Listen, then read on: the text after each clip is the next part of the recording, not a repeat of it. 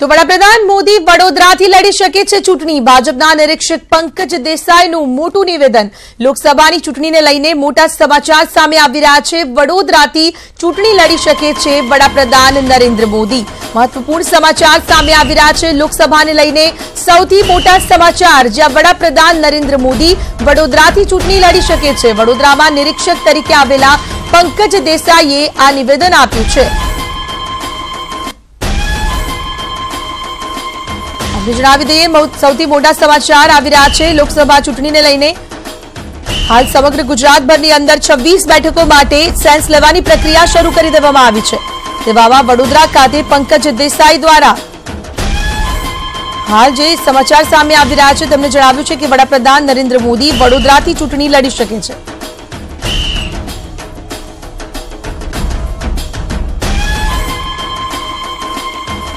વારાણસીને વડોદરા બંનેથી ચૂંટણી લડવાના હતા। અગાઉ પણ વડાપ્રધાન નરેન્દ્ર મોદીનું નામ વડોદરામાં હતું, પરંતુ ત્યાંથી તેઓ ચૂંટણી નહોતા લડ્યા। હવે આ વર્ષે 2019માં તેઓ વડોદરાથી ચૂંટણી લડી શકે છે તેવી સંભાવના। આ મુદ્દે ફરીદ ખાન જોડાયા છે અમારી સાથે વડોદરાથી। ફરીદ, જે સૌથી મોટા સમાચાર સામે આવી રહ્યા છે, વડોદરાથી વડાપ્રધાન ચૂંટણી લડી શકે છે, આ સંભાવના શું છે? વધુ સમાચાર શું કહી રહ્યા છે ત્યાંના નિરીક્ષકો?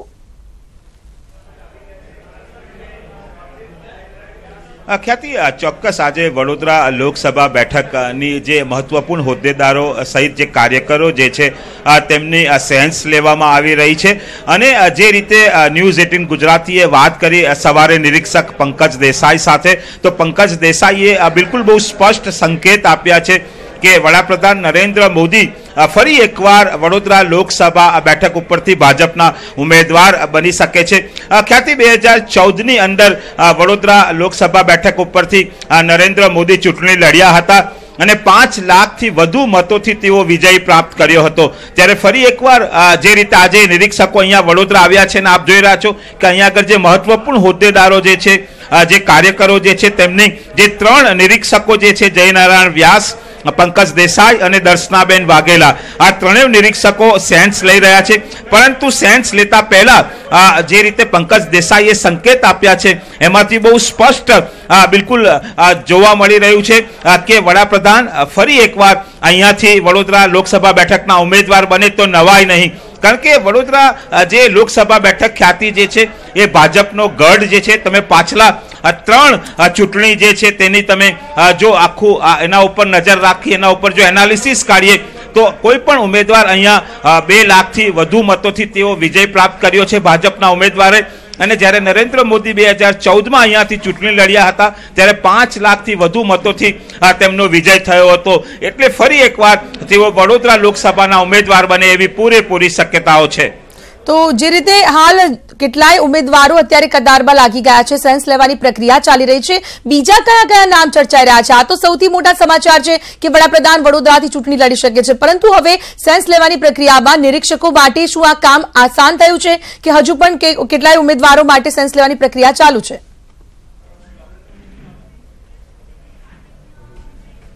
સેન્સ લેવાની પ્રક્રિયા ચાલુ છે, કારણ કે આ એક જે ભાજપની જે આખી એક પ્રક્રિયા જે છે કે કોઈ પણ લોકસભા બેઠક ઉપર જે નિરીક્ષકોની જે નિમણૂક કરવામાં આવી છે તે લોકો તમામ જે મહત્વપૂર્ણ હોદ્દેદારો જે છે, જે કાર્યકરો જે છે, જે ભાજપ પ્રદેશની અંદર જે લોકો પ્રતિનિધિત્વ કરે છે તેમને પૂછવામાં આવે છે। તેમના મંતવ્યો બહુ મહત્વપૂર્ણ હોય છે કે કોને ઉમેદવાર બનાવવા।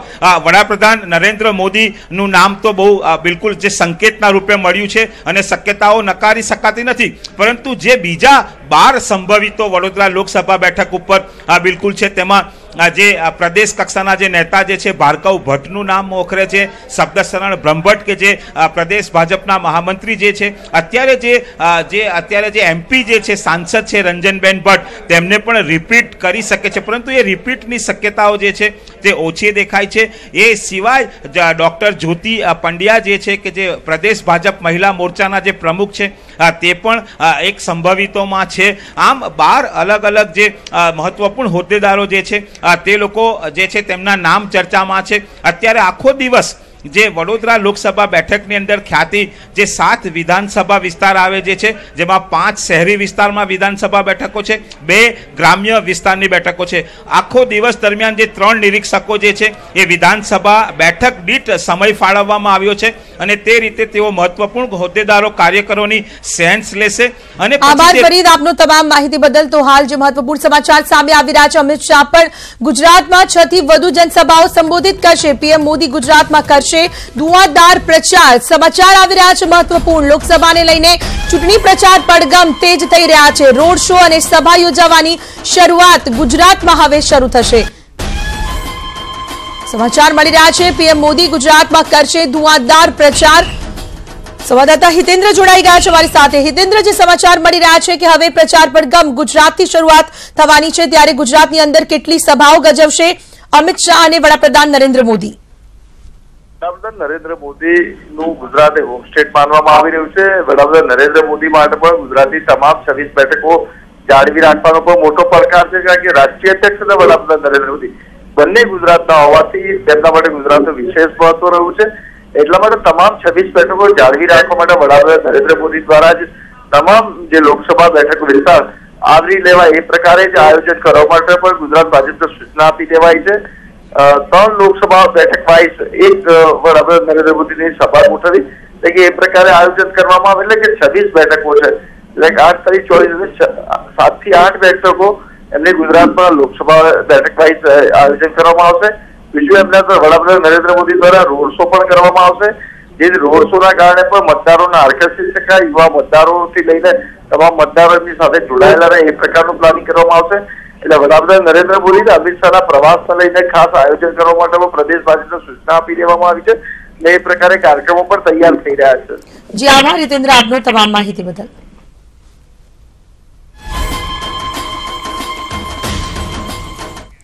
તો વાત અન્ય બેઠકોની. અરવલ્લી અને સાબરકાંઠા લોકસભા બેઠક માટે સેન્સ પ્રક્રિયા હાથ ધરાઈ. મોડાસા ખાતે ભાજપ દ્વારા સેન્સ પ્રક્રિયા હાથ ધરાઈ. સાબરકાંઠા અને અરવલ્લી બંને જિલ્લામાં પ્રદીપસિંહ વાઘેલા અને નૌકાબેન પ્રજાપતિએ સેન્સ પ્રક્રિયા હાથ ધરી છે. તો આ વખતે કેટલાક ચહેરા રિપીટ થશે તો કેટલાક ચહેરા રિપીટ નહીં થાય, તેને જ લઈને હાલ સેન્સ પ્રક્રિયા ચાલી રહી છે. ઉમેદવારોના નામ પર મહોર મારવાની પ્રક્રિયાને લઈને પહેલા તો સેન્સ લેવાશે. આ તમામ નામો પાર્લામેન્ટરી બોર્ડમાં મોકલી આપવામાં આવશે અને ત્યારબાદ પસંદગી કરાશે.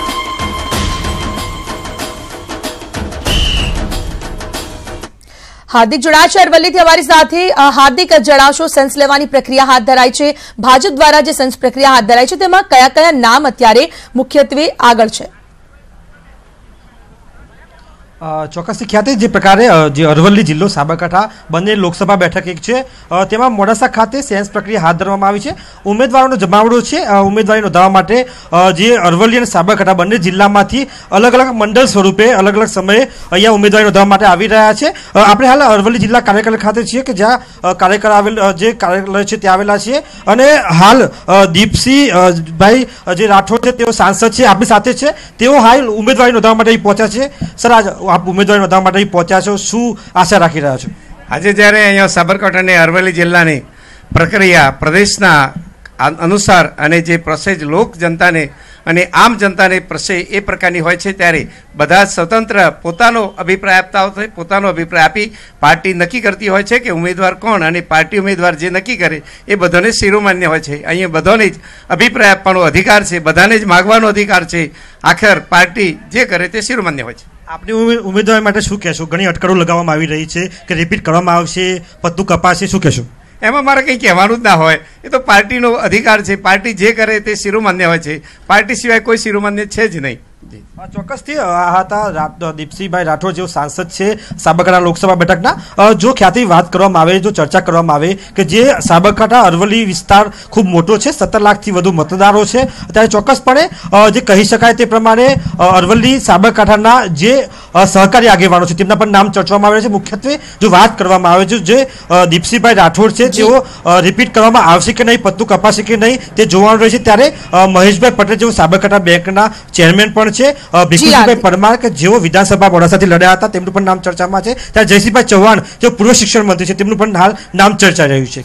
આભાર હાર્દિક આપનો તમામ માહિતી બદલ. વધુ માહિતી માટે સતત આપના સંપર્કમાં રહીશું.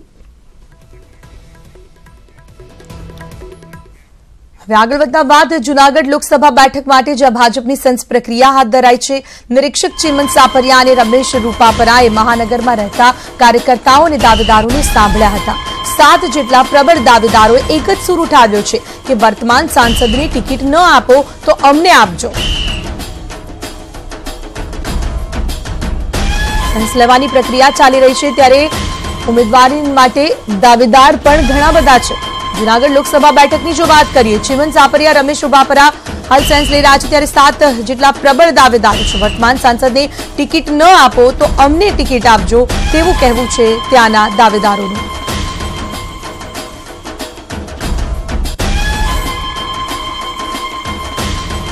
બીજી બાજુ વલસાડ લોકસભા બેઠક માટે દાવેદારોને સાંભળવા આજે ભાજપના નિરીક્ષકો વલસાડમાં પહોંચ્યા, જ્યાં જિલ્લાના પાર્ટીના અગ્રણીઓ અને કાર્યકર્તાઓનો મત જાણવાનો પ્રયાસ કરાશે. 3 નિરીક્ષકોમાં મંત્રી ગણપત વસાવા, જિલ્લા પ્રભારી વિવેક પટેલ અને દર્શની કોટિયા વિધાનસભા બેઠક પ્રમાણે સમય ફાળવવામાં આવ્યો છે. ઉમેદવારોને લઈ પાર્ટીના કાર્યકર્તાઓમાં ઉત્સુકતાનો માહોલ જોવા મળી રહ્યો છે. નિવાસસ્થાન બનાવી અને સ્થિર થઈ છું. પોરબંદર લોકસભા ચોક્કસ રીતે લડવાની છું. વાત આવે છે કે ભારતીય જનતા પાર્ટીની વિરુદ્ધમાં લડવાની છું, તો કયા સમીકરણોને લઈને લડવાની છું? તો સામે મેં પ્રયાસ કર્યા છે કે લોકશાહી ઢબે જેટલા પણ રાષ્ટ્રીય રીતે ગઠબંધનો થઈ રહ્યા છે એ જ ગઠબંધન પોરબંદરની સીટ ઉપર થાય અને મને મોકો મળે એવા મારા પ્રયાસો આજ પણ ચાલુ છે. પરંતુ માની લો કે રાજકીય પક્ષો છે, એમના સ્વતંત્ર નિર્ણય હોય છે, સ્વતંત્ર કદાચ એમને અલગ રીતે લડવાનું હોય છે, છતાં પણ મેં મારું જે વિઝન છે એ વિઝન સાથે હું કામ કરવાની છું. હું કદાચ મારે કોઈ પક્ષનો સાથ નહીં મળશે અથવા તો દરેક પક્ષોના ગઠબંધન પણ નહીં થશે અને કોઈ જોડે ગઠબંધન નહીં થશે તો પણ હું મારી રીતે પોરબંદર લોકસભા કદાચ નિર્દલીય લડવાનું થાય તો પણ હું લડીશ. પણ જો મારે નિર્દલીય લડવાનું થશે એટલે કે અપક્ષ લડવાનું થશે તો મારા જ લોકસભા પોરબંદરમાં હમણાં જ ખાલી પડેલી માણાવદરની જે બેઠક છે, આ માણાવદરની વિધાનસભામાં પણ હું ફોર્મ ભરીશ અને ત્યાં પણ હું વિધિવત રીતે મારો પ્રચાર પ્રસાર અને લોકોનો સંપર્ક શરૂ કરીશ, કારણ કે કાર્યક્ષેત્ર એક જ છે. એટલા માટે જો અપક્ષ લડવાનું થશે તો માણાવદર વિધાનસભા અને પોરબંદર લોકસભા બંને હું સાથે લડીશ અને લોક સંપર્ક કરીશ અને એના ભાગરૂપે મેં લોક સંપર્ક પણ શરૂ કરી દીધા છે. મેં સરપંચ સંપર્ક અભિયાન શરૂ કરી દીધું છે. એના ભાગરૂપે મેં સરપંચોને દરેક ગામના જે 700-750 ગામ આવે છે પોરબંદર લોકસભામાં અને સાથે સાથ વિધાનસભાના ગામોમાં મેં પત્ર વ્યવહાર કરી અને સરપંચ જોડેની કેટલીક વાતો મેં રજૂ કરેલી છે. અને હવે આગામી દિવસોમાં હું ઉપલેટાને મેં સ્થાયી સેન્ટર બનાવ્યું છે, કારણ કે ત્યાંથી ભૌગોલિક રીતે દરેક ક્ષેત્ર, દરેક ગામ નજીક પડે છે, દરેક વિધાનસભા નજીક પડે છે. એટલા માટે મેં ઉપલેટાને ચુનાવી સેન્ટર બનાવ્યું છે અને ત્યાંથી વિધિવત રીતે ગામડાનો પ્રવાસ ખેડી અને આગામી કાર્યક્રમો પણ હું જાહેરાત કરીશ.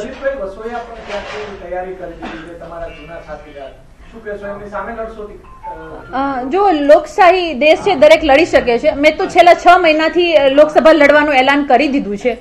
અને વાત આવે છે લલિત કાકાની, તો એ પક્ષના દાયરામાં રહીને એને જે પણ કંઈ કરવું હોય છે તો કરી શકે છે. પરંતુ એક વડીલ તરીકે મેં ચોક્કસ એને આહવાન કરું છું અને કહું છું કે બધા સાથે મળીને લડીશું તો પરિણામ સારું આવી શકશે. એટલા માટે આપની પાર્ટીને સમજાવો કે કેન્ડિડેટ વિડ્રોલ કરે અથવા તો કોઈ પણ સમીકરણ બનાવે તો જ ભારતીય જનતા પાર્ટીને પાડી શકીશું. એટલા માટે હું તો દરેક પક્ષોને આહવાન કરું છું, દરેક પક્ષોને વિનંતી પણ કરું છું કે જો ભારતીય જનતા પાર્ટીને પાડવી છે તો બધાએ એક થઈને લડવું પડશે. પરંતુ જ્યારે મહિલાઓની વાત આવે છે ત્યારે પાર્ટીઓ ટિકિટ આપવામાં મહિલાઓને ટિકિટ નથી આપતું. અને આપણે ગઈ વિધાનસભાની વાત કરીએ તો એ લોકોએ 12 થી 13 જ ટિકિટો દરેક પક્ષોએ આપી હતી. એટલે મારી લડાઈ માત્ર ભાજપ સામે જ નથી, મારી લડાઈ એ માનસિકતા સામે પણ છે કે જે મહિલાઓને પ્રાધાન્ય નથી આપતા, મહિલાઓને ટિકિટ નથી આપતા. 50% વોટ શેર મહિલાઓનું છે, તો શા માટે મહિલા પ્રતિનિધિત્વ ન કરી શકે? અને જે ટિકિટો આપવામાં આવે છે એમાં પણ મહિલાઓ, સક્ષમ મહિલાઓ 50% જ હોય છે. બાકી મહિલાઓના પતિ મજબૂત હોય છે, પરિવાર મજબૂત હોય છે, પરિવાર ફાઇનાન્શિયલી હોય છે. પરંતુ જે મારા જેવી હજારો બહેનો છે કે જે સંઘર્ષ કરે છે, જે જાત મહેનતથી ઉપર આવે છે, એને ક્યાંક ને ક્યાંક રાજકીય સંઘર્ષો પણ વધારે ખેડવા પડે છે. એટલા માટે આપે મને લલિતભાઈનો સવાલ પૂછ્યો, એટલા માટે હું કહું છું કે હું લલિત કાકાને પણ વિનંતી કરું છું કે જો ભારતીય જનતા પાર્ટીને પાડવું છે તો સૌએ સાથે મળી અને એક થઈને લડવું પડશે. હું વડીલ તરીકે એને કહી શકું, પક્ષોને ના કહી શકું, છતાં પણ પક્ષોને આહવાન કરું છું કે બધા એક થઈને લડીશું તો જ ભારતીય જનતા પાર્ટી મજબૂતાઈથી પડશે. અને પછી જયારે બધાની સામે લડવાનું થશે કે માન લો કે એનસીપી લડતું હશે, કોંગ્રેસ લડતું હશે, આપ લડતું હશે, હું લડતી હોઈશ, ત્યારે પણ જે એકબીજા ઉપર આક્ષેપો લગાવવામાં આવે છે કે આ એ ટીમ છે ને બી ટીમ છે, એવા કોઈ આક્ષેપો યોગ્ય રહેશે નહીં. કારણ કે હું પહેલેથી કહું છું કે બધા એક થઈને લડવાનું છે, ગઠબંધન કરીને લડીશું તો મજબૂતાઈથી લડી શકીશું. એટલા માટે પોરબંદરની સીટ એવી સીટ છે કે ત્યાં દરેક પક્ષોનું પ્રભુત્વ છે. એનસીપીનું પણ એટલું જ મજબૂત પ્રભુત્વ છે જેટલું કોંગ્રેસનું છે. એટલા માટે હું તો લડીશ જ કોઈ પણ સંજોગોમાં. અને આજે હું આપના માધ્યમથી પણ જણાવું છું કે અપક્ષ લડવાનું થશે તો હું માણાવદર વિધાનસભા પણ લડીશ, એ મારું સ્પષ્ટ માનવું છે. અને એના માટે મેં સરપંચ સંપર્ક અભિયાન પણ શરૂ કરી દીધું છે. અને હાજી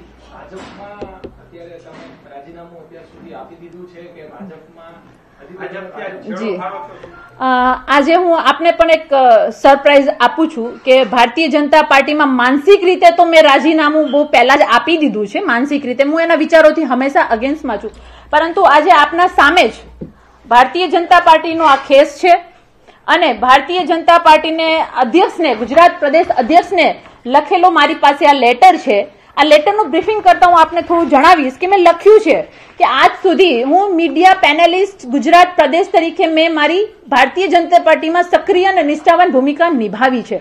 પરંતુ આજે મને બોલતા પણ શરમ આવે છે અને કહેતા પણ શરમ આવે છે કે ભારતીય જનતા પાર્ટીએ માત્ર ને માત્ર સેલ્સમેન તરીકે કામ કરાવડાવે છે. કંપની જે માર્કેટિંગની બની ગઈ છે. જી નહીં, હું હજી આપણે જણાવી રહી છું કે સેલ્સમેન મેં લેટર લખ્યો છે પ્રદેશ અધ્યક્ષને, અને એમાં હું બ્રીફિંગ કરું છું આપને કે જે મેં લેટર લખ્યો છે, લેટરમાં મેં લખ્યું છે કે તમે માર્કેટિંગ કંપની ચલાવી રહ્યા છો, માર્કેટિંગ કરી રહ્યા છો, અને જે પણ મીડિયા પેનલિસ્ટ હોય છે, પ્રવક્તા હોય છે, એની પાસેથી માત્ર ને માત્ર માર્કેટિંગ પદ્ધતિથી કામ કરાવવામાં આવી રહ્યું છે. એટલા માટે એક જે કહેવાય છે કે અમે લોકો રાજકીય પ્લેટફોર્મ ઉપર હતા તો સકારાત્મક પરિવર્તન માટે હતા. અમે તમારા માર્કેટિંગ માટે અને ખોટી યોજનાઓ, જે પ્રજાલક્ષી યોજનાઓ છે, એનું ખોટું માર્કેટિંગ કરાવવામાં આવે છે અને પ્રજા સુધી પ્રશ્ન પહોંચાડવામાં આવતો નથી. અને આ તાનાશાહી માનસિકતા સામે હજારો ભારતીય જનતા પાર્ટીના કાર્યકર્તાઓ પરેશાન છે. અને આજે મારે આમ તો ખુશી કયો તો ખુશી અને દુઃખ કયો તો દુઃખ, ભારતીય જનતા પાર્ટીથી હું ઓફિશિયલી છેડો ફાડી રહી છું. હું ભારતીય જનતા પાર્ટીના અધ્યક્ષ શ્રી જીતુભાઈ વાઘાણીને આ પત્ર લખી અને જણાવી રહ્યું છું કે આપની તાનાશાહી નેતાઓના કારણે કાર્યકર્તાઓ હેરાન છે, પ્રજા હેરાન છે. પૂરા ગુજરાતને ખબર છે કે ભારતીય જનતા પાર્ટીએ શું હાલત કરી છે ગુજરાતની. એટલા માટે હું જી ચોક્કસ આ લેટરમાં મેં જણાવ્યું છે કે હું હવે આ અન્યાય સહન કરી શકું એવી હાલત નથી. જી હું ભારતીય જનતા પાર્ટીના પ્રદેશ અધ્યક્ષને જણાવવા માંગુ છું, સમગ્ર પાર્ટીને અને રાષ્ટ્રના અધ્યક્ષ શ્રી અમિતભાઈ શાહને પણ જણાવવા માંગુ છું કે આપની તાનાશાહી નીતિઓના કારણે કાર્યકર્તાઓ હેરાન છે, હિંમત નથી કરતા. પરંતુ અમે તો જનક્રાંતિમાંથી ઉત્પન્ન થયેલા એ લીડરો છીએ કે અમને કોઈની બીક નથી. આજે આ લેટરમાં પણ મેં સ્પષ્ટ લખ્યું છે કે તમે તાનાશાહી માનસિકતાથી કાર્યકર્તાઓને હેરાન કરો છો. અને આ લેટર માં મેં છેલ્લે લખ્યું છે, ખાસ કરીને આપ મીડિયા મિત્રો સામે મૂકવા માંગુ છું કે મેં લખ્યું છે કે ભાજપનો ખેસ હું માત્ર ને માત્ર ભારતીય જનતા પાર્ટીના એ પાયાના સનિષ્ઠ કાર્યકર્તાઓના માનમાં પરત કરું છું કુરિયર દ્વારા. આ લેટરની સાથે હું ભારતીય જનતા પાર્ટીનો ખેસ જીતુભાઈ વાઘાણી કમલમશ્રીના અધ્યક્ષશ્રીના એડ્રેસ ઉપર શ્રી કમલમ પર કુરિયર કરી અને પરત કરું છું. અને આ ખેસ માત્ર ને માત્ર ભારતીય જનતા પાર્ટીના સનિષ્ઠ અને પાયાના કાર્યકર્તાઓના સન્માનમાં અર્પણ કરું છું. બાકી આ તાનાશાહી નેતાઓ માટે મારી પાસે શબ્દો માત્ર વગોડવાના અને એ લોકોને નકારવાના જ છે. એટલા માટે આજે હું વિધિવત રીતે ભારતીય જનતા પાર્ટીમાંથી હું મારો છેડો ફાડું છું. અને એ લોકોની જે પાપની નેતાઓની જે પાપની ભાગીદારી હતી એમાં ક્યાંક ને ક્યાંક મને આ સુધી ઘૂંટણ થતું હતું, એ પાપની ભાગીદારીમાંથી પણ આજે હું મુક્ત થાઉં છું. એ વાતની મને ખુશી છે. અને આગળના દિવસોમાં હું વિધિવત રીતે મારી લોકસભા ઉપર ધ્યાન આપી અને હું મારું કાર્ય શરૂ કરીશ. આપની મોટી ભૂલ કહી શકાય જે તે સમયે તમે ભાજપમાં પાસમાંથી ભાજપમાં વળ્યા હતા, કેસ ધારણ કર્યો હતો, મોટી ભૂલ કહી શકાય. હાલની પરિસ્થિતિ પ્રમાણે તમે અમારી નિષ્ફળતા ચોક્કસ કહી શકો છો. જીવનમાં ભૂલો તો થતી હોય છે. નિષ્ફળતા હું એટલા ભૂલ નથી ગણાવતી, મોટી નિષ્ફળતા ગણાવું છું, કારણ કે અમે જે રાષ્ટ્રવાદની ભાવના સાથે ગયા હતા, સમાજવાદની ભાવના સાથે ગયા હતા અને લોકોના અને જનતાના કાર્ય કરી શકીશું આવી ભાવના સાથે ગયા હતા, એ ક્યાંક ને ક્યાંક અમે નિષ્ફળ રહ્યા છીએ. આજ પણ લોકોના પડતર પ્રશ્નો સમાધાન નથી થયું. 17ના વાયદાઓ આજ પણ એમને છે. એટલા માટે જ આ ખેસ અને આ લેટર સાથે હું શ્રી કમલમ ભારતીય જનતા પાર્ટીમાં મોકલી રહી છું અને મારું વિધિવત રાજીનામું હું એ લોકોને મોકલી રહી છું. મારે ત્યાં જવાની કોઈ જરૂરિયાત નથી, પરંતુ આ કુરિયર દ્વારા હું મારું વિધિવત રાજીનામું આપી દઉં છું. અને સાથે સાથે એ પણ કહું છું જનતાને અને ભારતીય જનતા પાર્ટીના કાર્યકર્તાઓને કે અત્યાર સુધી એ લોકોની સચ્ચાઈ મેં બોલી છે, એ લોકોની કૂટનીતિઓ મેં બોલી છે અને આ એ જ ગુંડાશાહોના, આ એ જ તાનાશાહોની માનસિકતા છે કે એની હિંમત નહોતી કે રેશમા પટેલને સસ્પેન્ડ કરી શકે, રેશમા પટેલને એ લોકો બરતરફ કરી શકે. આજે મેં સન્માનપૂર્વક કાર્યકર્તાઓના સન્માન સાથે હું રાજીનામું મૂકી રહી છું. એનું મને ગર્વ છે અને એ લોકોની તાકાત, એ જનતાની તાકાત અને એ બાહોશ કાર્યકર્તાઓની તાકાતને હું વંદન કરું છું કે આ તાનાશાહો સામે મજબૂતાઈથી બોલીશું, લડીશું તો એની તાકાત નથી કે આપણો વાળ પણ વાકો કરી શકીએ. એ લોકોની હિંમત